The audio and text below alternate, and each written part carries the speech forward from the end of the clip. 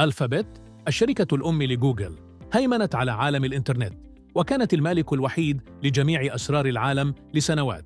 أصبحت اليوم أمام كابوس يهدد إمبراطوريتها بعد أن طالبت وزارة العدل الأمريكية جوجل ببيع متصفحها كروم للحد من ممارساتها الاحتكارية في السوق.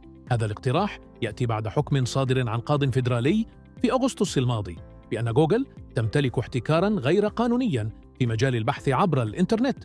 الوزارة قدمت خيارات أخرى، من بينها منع جوجل من دفع الأموال لشركات مثل آبل لجعل محرك بحثها الخيار الأول، وإلزام جوجل بمشاركة قاعدة بياناتها الضخمة من المواقع الإلكترونية مع المنافسين.